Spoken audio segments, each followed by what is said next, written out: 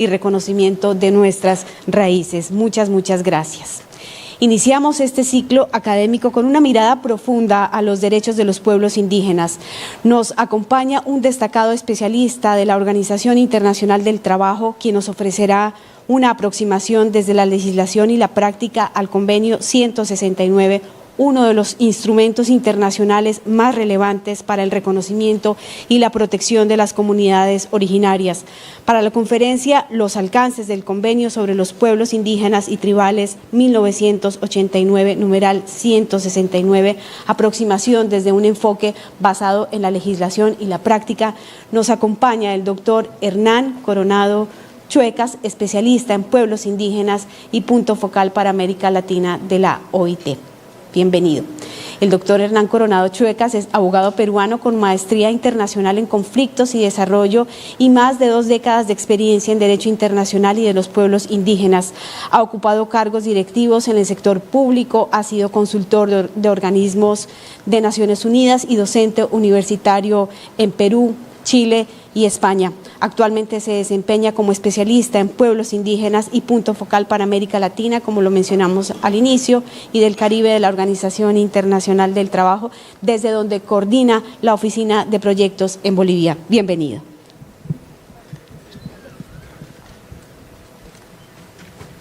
Bienvenido.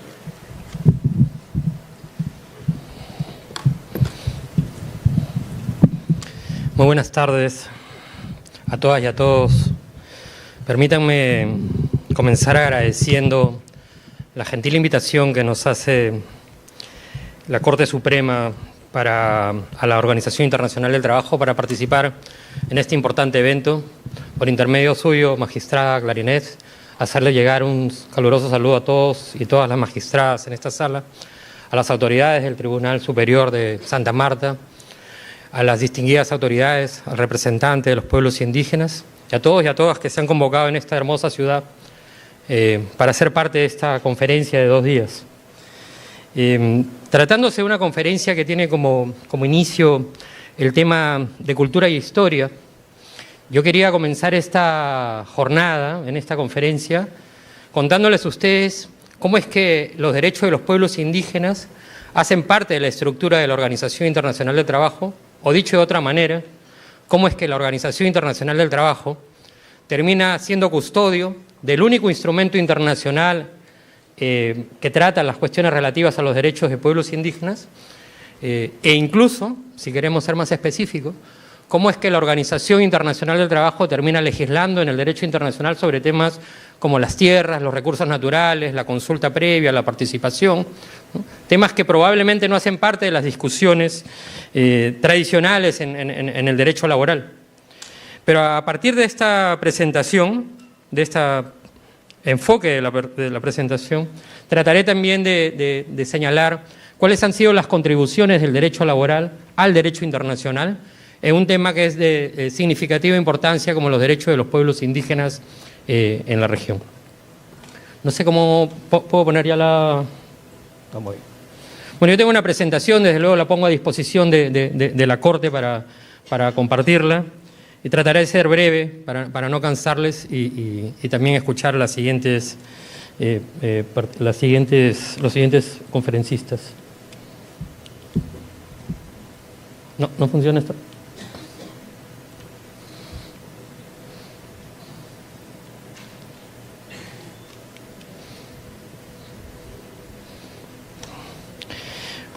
Bueno, mientras que se prepara la presentación, la OIT trabaja en las cuestiones relativas a pueblos indígenas, de hecho, hace 99 años exactamente. El próximo año se cumplirán 100 años del primer episodio en donde la Organización Internacional del Trabajo abordó las cuestiones relativas en ese entonces denominados poblaciones indígenas. Te lo paso. Como ustedes saben, la Organización Internacional del Trabajo tiene 2 características que creo que son fundamentales para este debate, ¿no? La primera es que somos una agencia especializada del sistema de Naciones Unidas, creada incluso antes de Naciones Unidas, que tiene una composición tripartita. Es una agencia del sistema de Naciones Unidas que fue creada en 1919 como resultado del Tratado de Versalles en la cual se expresa una composición tripartita, está reflejada a través de gobiernos, trabajadores y empleadores. Es la única agencia del sistema de Naciones Unidas que tiene esta estructura, una estructura única en el sistema multilateral. Y la segunda gran característica de la Organización Internacional del Trabajo es que somos la única agencia del sistema de Naciones Unidas que tenemos una función normativa. Lo que hace la OIT desde sus orígenes es regularmente adoptar instrumentos internacionales denominados convenios o recomendaciones. Y estos convenios son puestos a consideración de los gobiernos para que a través de los procesos constitucionales, democráticos de cada país y de manera soberana decidan ratificarlos o no, ¿no? En lo largo de sus más de 100 años de historia, la Organización Internacional del Trabajo ha adoptado más de 193 convenios. El primer convenio, el convenio número 1, es el convenio famoso de las 8 horas laborales, y el último convenio adoptado en la Conferencia General del Trabajo este año es un convenio vinculado a la seguridad y salud en los temas de riesgos biológicos, ¿no? En estos 192 convenios, ¿ahora sí se puede? Gracias. En estos 192 convenios, nada. Punto, perdón. Tampoco. Si la pueden pasar capaz ustedes. Yo les hago... En estos 192 convenios, la Organización Internacional del Trabajo ha adoptado en su historia al menos 7 convenios relativos a pueblos indígenas. El convenio 169, el convenio que nos convoca en esta sesión, es uno de los 7 convenios que la organización ha tratado. En 1919, cuando se firma el Tratado de Versalles, el propio Tratado de Versalles establece los orígenes de lo que hoy se conoce como el derecho internacional, en derecho internacional los derechos de los pueblos indígenas. El Tratado de Versalles en el artículo 22 señalaba que era una obligación de los países que hacían parte de la Sociedad de Naciones. La Sociedad de Naciones era la estructura multilateral de esa época, ¿no? No existía Naciones Unidas, que era responsabilidad de los países miembros de la Sociedad de Naciones respetar a los territorios que ocupaban e incluso a aquellos miembros de esos territorios que no habían sido civilizados. Era el término que se ocupaba en 1919, cuando entonces existía la Sociedad de Naciones. En 1926, la Organización Internacional del Trabajo emprende a nivel de los diferentes continentes estudios para comprender cuál era la situación de los trabajadores en los países que habían sido colonias. Y desarrolla un estudio enfocando que gran parte de los trabajadores eran objeto de esclavitud y servidumbre y que muchos de ellos eran miembros de poblaciones indígenas. Y fíjense que el término que estoy utilizando no es antojadizo, no estoy diciendo pueblos, estoy diciendo poblaciones indígenas. El artículo 14 del convenio número 29, que es el convenio sobre trabajo forzoso, uno de los 10 convenios fundamentales de la OIT, adoptado en 1930, establecía ya en ese momento, y esta es la primera aproximación que hay entre el derecho laboral y los derechos de los pueblos indígenas, establecía en ese entonces un artículo 14, que hoy ha sido derogado ya por el protocolo de trabajo forzoso, establecía que los dueños de las tierras o los representantes de la tierra deberían pagar las jornadas de manera directa y no al jefe de la tribu. Esa era la definición que establecía el artículo 14. Sin embargo, América ha sido significativa para el desarrollo del derecho internacional en materia de pueblos indígenas, y eso ocurrió en 1936, y disculpen que vaya a esta parte histórica, pero bueno, dado que el evento también trata sobre historia, aprovecho para plantear estos temas. En 1936 se realizó por primera vez en América Latina la reunión regional americana de la Organización Internacional del Trabajo. Una reunión que ocurre cada 4 años, de hecho este año ocurrirá en República Dominicana, y así como existe la Conferencia General del Trabajo, ¿no? que ocurre en junio de todos los años en Ginebra, hay una reunión en cada continente cada 4 años. Bueno, en 1936 los gobiernos de América se reunieron en Santiago de Chile y, preocupados por la situación de los trabajadores indígenas, no había una discusión sobre tierra, recursos naturales, participación, ¿no? Esa no era la discusión. Preocupados sobre la situación de los trabajadores indígenas y la poca capacidad vinculada a formación profesional, encomendaron a la Organización Internacional del Trabajo, en consecuencia a sus funcionarios, a desplegar esfuerzos para comprender cuál era la situación de los trabajadores indígenas. Había que dotarlos de experiencias vinculadas a formación profesional. Eso dio pie a que en 1951 la OIT convocara por primera vez una reunión de expertos en temas indígenas, en donde participaron, además de juristas, representantes de algunos pueblos indígenas. Y el resultado de esa discusión originó el convenio que precede al convenio 169, que es el convenio 107. El convenio 107, adoptado en 1957, es el primer instrumento internacional que aborda las cuestiones relativas a los pueblos indígenas.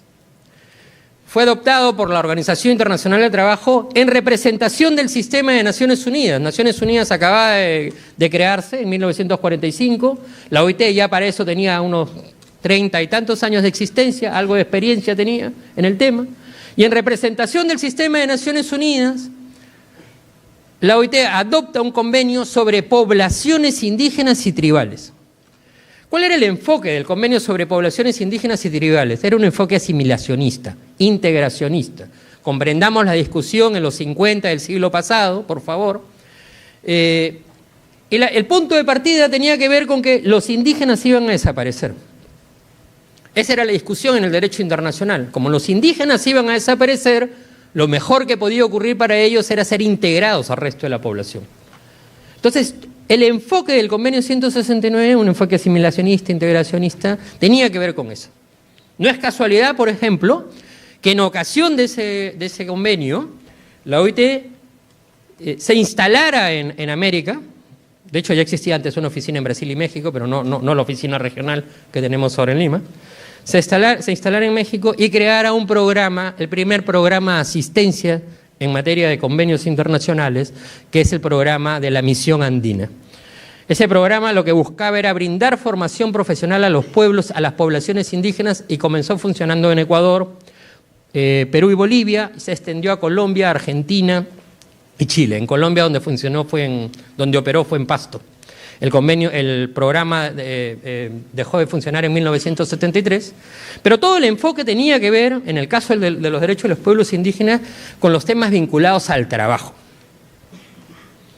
En los 50 América Latina enfrentaba también una serie de reformas, y muchas de las reformas tenían que ver con las reformas y la distribución de las tierras, las reformas agrarias.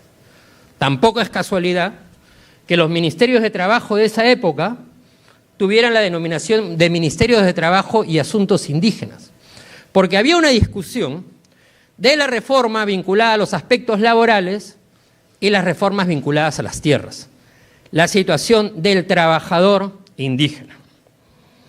Y ahí nos vamos adentrando a las discusiones vinculadas a los derechos a las tierras, a los recursos naturales, a la participación, a la consulta.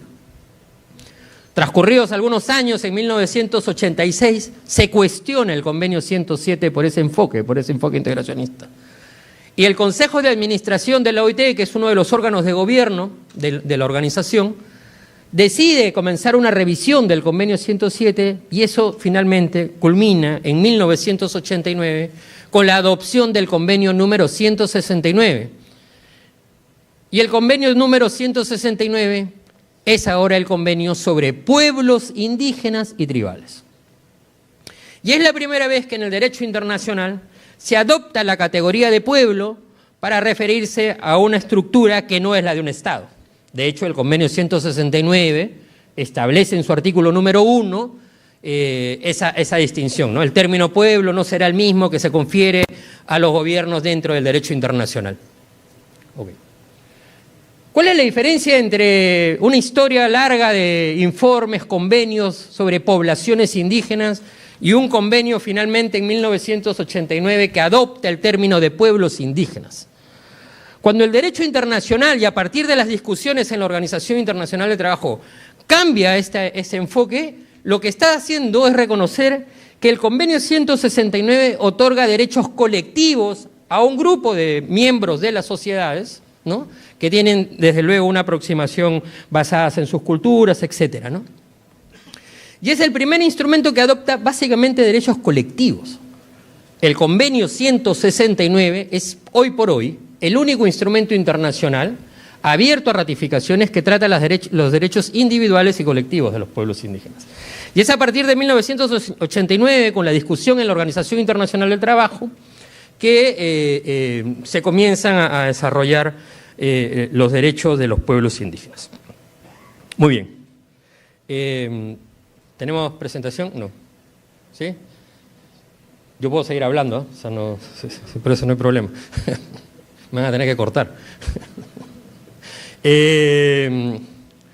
Bueno, el convenio 169 parte, el paradigma del convenio 169 ya no era que los pueblos indígenas iban a desaparecer, sino por el contrario, era necesario que los pueblos indígenas definan sus prioridades de desarrollo.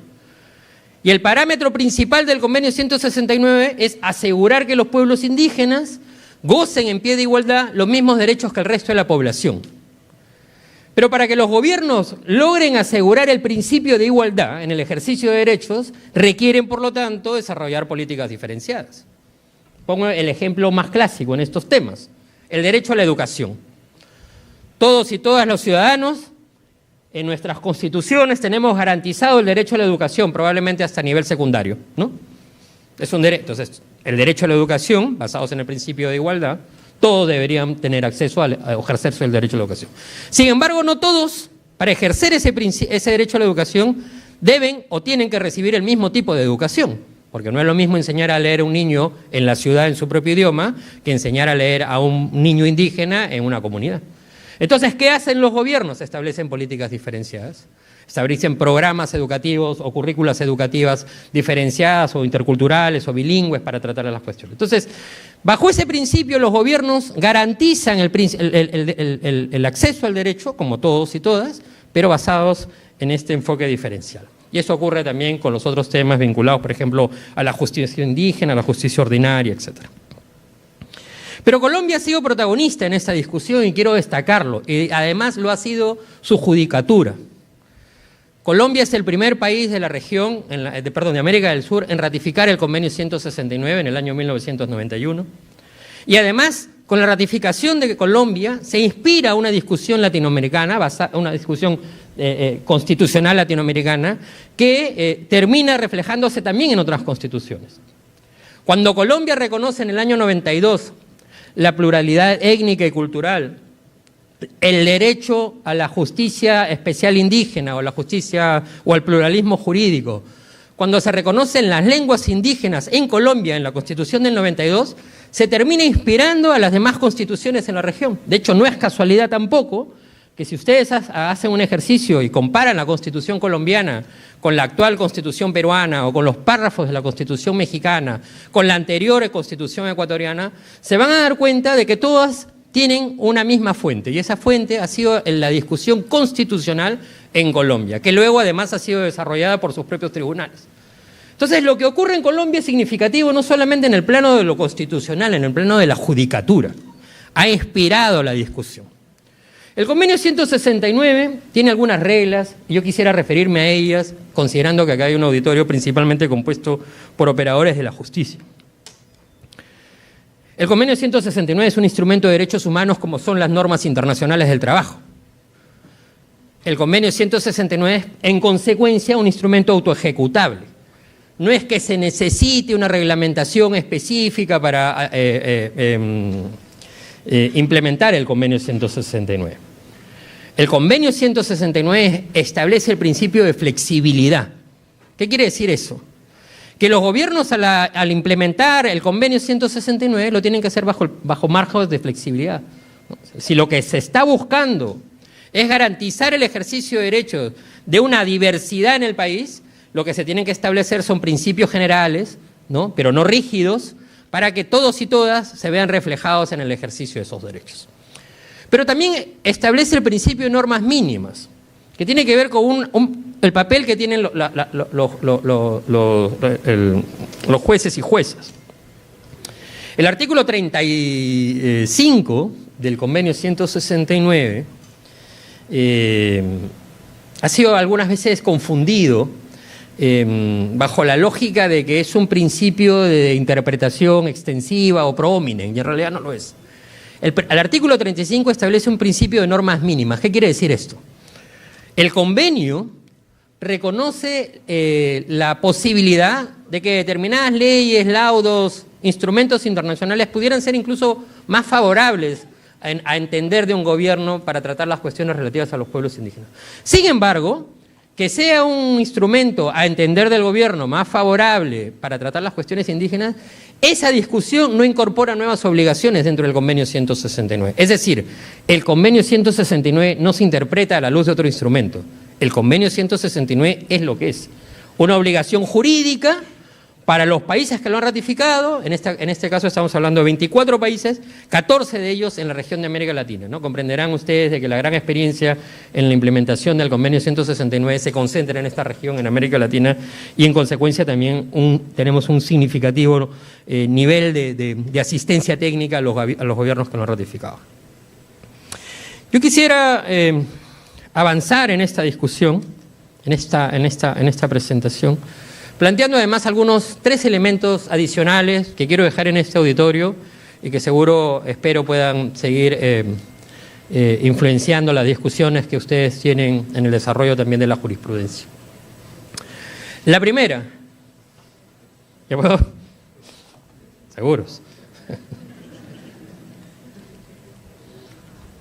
Seguimos, pasa nada.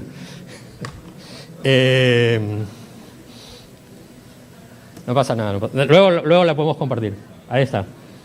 Bueno, ahí aparece Pasto Nariño, donde funciona el programa La Misión Andina. ¿Podemos avanzar un poco más, capaz? ¿Más? Avanzamos. Ok, regresamos, por favor. Ahí. Ese es el principio de normas mínimas, ¿no? No es un principio de interpretación extensiva ni progresiva, no es un principio pro homine.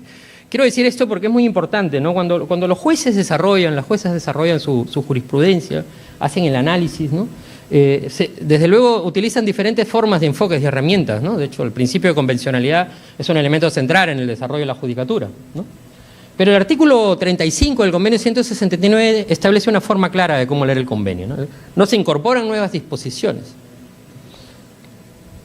Avanzamos, por favor. Regresamos. Quiero, sin embargo, ponerlos ustedes frente a una nueva discusión en la región, en América Latina. Los gobiernos, y desde luego quienes administran justicia, enfrentan hoy nuevos retos que no estaban presentes en 1989 cuando se discutía el convenio. La OIT hizo un estudio en el año 2019-2020 para caracterizar y levantar cuál es la situación socioeconómica de los pueblos indígenas. Y a partir de datos de 55 países, datos oficiales de 55 países, se logró determinar que al menos el 52% de los indígenas viven hoy en zonas urbanas. O sea, ya no viven en zonas rurales. Con lo cual se desmitifica en gran parte esta idea de los indígenas solo viviendo en áreas rurales y entonces en consecuencia solamente hay una discusión sobre los derechos a las tierras y al territorio.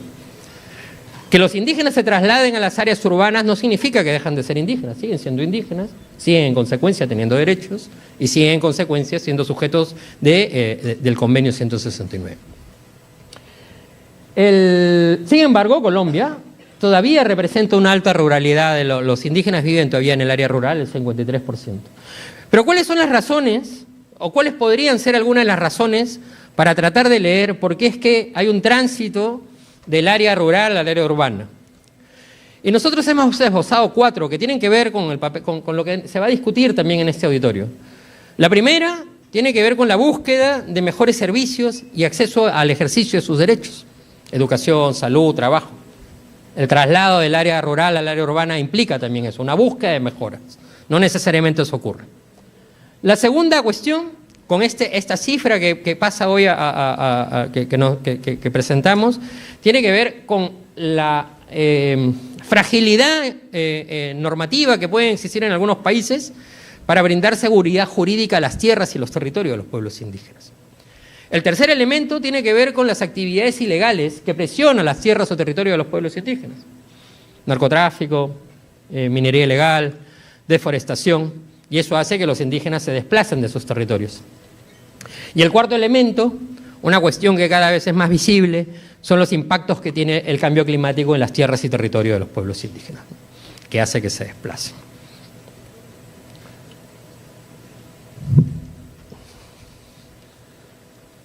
Son 4 las condiciones, y no voy a hablar de todo el convenio, son 45 artículos, descuiden, vamos a hablar solamente de 2 cuestiones más, que tienen que tener presentes al momento, al momento de hablar de buscar una implementación adecuada. La primera es que tiene que existir una acción coordinada y sistemática, ¿no? Garantizar que exista coherencia entre las diferentes instituciones gubernamentales que tienen responsabilidades sobre los pueblos indígenas. La segunda es que se creen instituciones y mecanismos institucionalizados para tratar las cuestiones y les permitan cumplir con ese fin. El tercer elemento es que se deben garantizar medidas especiales para salvaguardar a las personas, a las instituciones, a los bienes, a la cultura y al medio ambiente de los pueblos indígenas. Y el cuarto elemento, un tema altamente tratado en las sentencias, es la creación de mecanismos institucionalizados que garanticen la consulta y la participación de los pueblos indígenas. Avanzamos, por favor. Pero, ¿qué es esto de la acción coordinada y sistemática? Es básicamente el desarrollo de políticas públicas. Esta acción, dice el convenio, debe asegurar a los miembros de estos pueblos gozar en pie de igualdad los derechos y oportunidades que la legislación nacional otorga a los demás miembros de la población, promover la plena efectividad de los derechos sociales, económicos, culturales, respetando desde luego su identidad social y cultural, y ayudar a los pueblos indígenas a eliminar esas diferencias socioeconómicas que pueden existir y que generalmente y que sea compatible con sus aspiraciones y formas de vida. El convenio 169 entonces plantea una nueva discusión. Su aplicación no está sujeta a discrecionalidad política, es una obligación jurídica. Y el segundo elemento es que pueden existir buenas voluntades, incluso ideas significativas y exitosas, pero el convenio 169 establece la obligación de los pueblos indígenas de definir sus prioridades de desarrollo. Y para que los pueblos indígenas definan sus prioridades de desarrollo, la única manera de saberlo es a través de mecanismos de consulta y participación.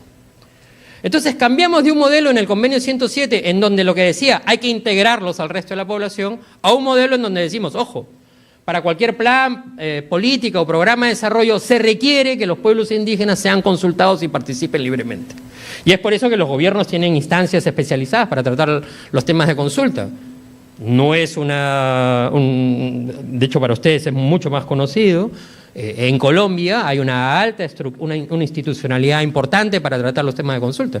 Colombia tiene una autoridad nacional de consulta, ¿no? Tiene un Ministerio de Interior, tiene entidades especializadas que tratan estos temas. De hecho, Colombia es el país en la región que más números de consulta tiene, pero también tiene un número significativo de sentencias en donde se han tratado, o ya sea la omisión de los procesos de consulta o la inadecuada realización del proceso. Voy a terminar con 3 cosas. Avanzamos un poco más. Más, por favor. No, más. Bueno, acá hay algunos de los ejemplos en la región. Está Colombia con el Ministerio de Interior y su Mesa Permanente de Pueblos Indígenas, un espacio único en la región. Avanzamos, por favor. Avanzamos. El tema de las tierras. Con esto concluyo. El convenio 169 tiene un capítulo específico sobre tierras y territorio. Y reconoce el derecho que tienen los pueblos indígenas a las tierras y al territorio, y se debe respetar, por lo tanto, dice el convenio, la importancia especial que tienen las culturas y los valores espirituales de los pueblos indígenas en relación con sus tierras y territorios. El convenio 169 establece en el artículo 13, el literal 2, que la utilización del término tierras debe alcanzar el concepto de territorio, el hábitat que habitan los pueblos indígenas. Entonces, en términos funcionales, el territorio no solamente es el espacio superficial, podría ser el espacio aéreo, el subsuelo, el entorno, ¿no? Sin embargo, también el convenio 169 se pone en el escenario de que en algunos países, por ejemplo, la utilización o la administración de los recursos naturales no depende de quién ocupa el espacio, sino son de administración pública. Por lo tanto, los gobiernos lo que hacen es otorgar licencias, otorgar permisos, ¿no?, para su utilización. Avanzamos. El convenio 169 introduce el concepto de territorio tradicional, ¿ya? No hay otra definición para esto. Cuando se origina esta discusión sobre el territorio tradicional, lo que se está buscando básicamente es asegurar que los pueblos indígenas vean garantizadas o brinden las tierras que ocupan, tradicionalmente sean demarcadas, georreferenciadas, tituladas, pero el término tradicional no implica una revisión histórica de los espacios que los pueblos indígenas han ocupado, sino el término tradicional, tal como se discutió en el año 1988, establece que básicamente los pueblos indígenas deberían tener derecho a acceder, ya sea a la propiedad o a la posesión, ¿no? De los territorios que ocupan o usan en ese momento. El artículo 14, el artículo siguiente, reconoce en consecuencia no solamente el derecho a la propiedad, sino también el derecho a la posesión. Y acá la Administración de Justicia se pone en una discusión importante, ¿no? ¿Cómo se garantiza? ¿Cuál es la prueba? ¿Quién tiene, en qué lado está la carga de la prueba, ¿no? O sea, ¿son los pueblos indígenas que tienen que probar que las tierras son suyas o son los otros que tienen que probar que no lo son, ¿no? Y si nos ponemos muy juristas en este asunto, ¿no? Una regla del debido proceso, en el debido proceso es el principio de igualdad de armas, ¿no? Ok.